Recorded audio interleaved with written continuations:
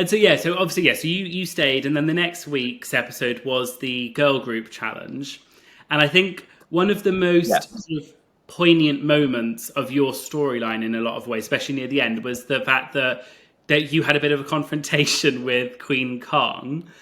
Hmm. I guess all of them, but particularly Queen Kong in that group.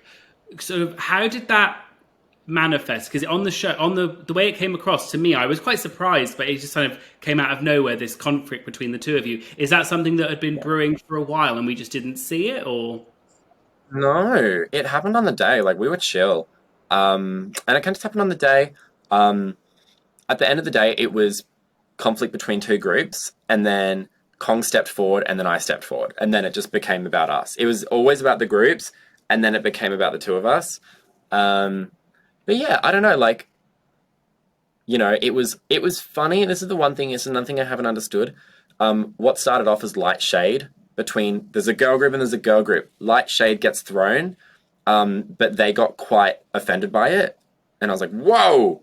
But I just found that interesting that it was like, we can throw the shade at you, but if you throw it to us, then it's disrespectful. And I was like, it's just shade. Um, and then we our group got called like, and it was very serious, and that like kind of put this like dark cloud over the room, and I was like, oh, okay, like she's very serious in how she feels. But like I tried to push it into something fun, and I think I did. I struck a nerve, and I wish I didn't, because my intention was never to like upset anyone. Um, but like at the end of the day, it pushed us to like work really hard in our groups, and I think we put on two fucking killer shows. So yeah, we were like the whole time we were like we're gonna beat them, and we didn't, but we still had a great show. So who cares?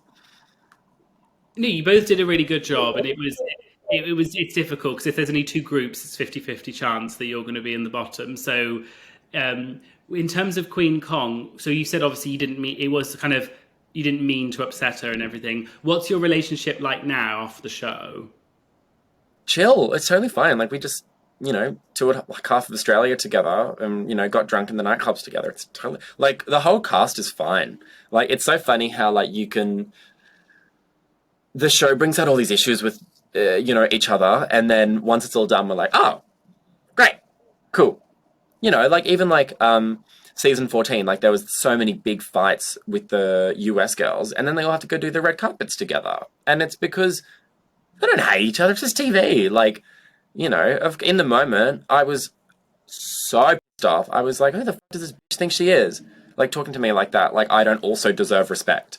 But I look back on that and I'm like, yeah, I'd be fucked off too. Like I totally get it. And she gets where I come from. I get where she comes from. And we're chill now. We just did a whole tour together. It's kind of like it sort of got to the point now where like people come up to me and they're like, how did you feel getting like bullied by the other girls? And I'm like, oh, fuck off. Like that was so long ago. Like it's almost like, yeah, I almost like kind of laugh about it now, to be honest. Like, Yeah, I can. That's what I assumed.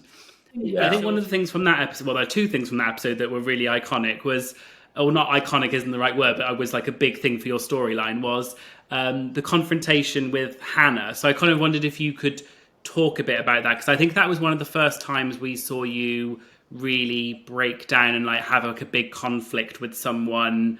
So it kind of seemed like it came out of nowhere. We had never seen you and Hannah really interact that much, so it was quite a big thing. Like, I know I come on a little bit strong in this instance, but I just... Just stop, please Just stop stop. telling me how to act, Hannah. I'm not- so Just sick stop. of it. Fuck off. Hmm.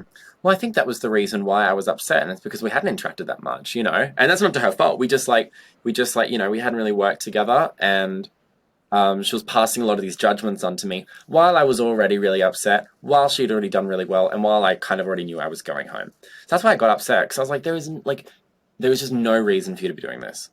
Like, it just felt like being kicked while you were down. I don't know if she was doing it to make herself feel better or try to get me to realize that it's just a game, it's just a competition, and maybe she was trying to help me. But what I felt in the moment, it wasn't that. And then what Spanky gave me was like sort of opposite. It was like tough love, but it was still like it felt like she was doing it because she cared, and I think the viewers could sort of see that as well, which was I was glad that people got to see my love for Spanky in that moment.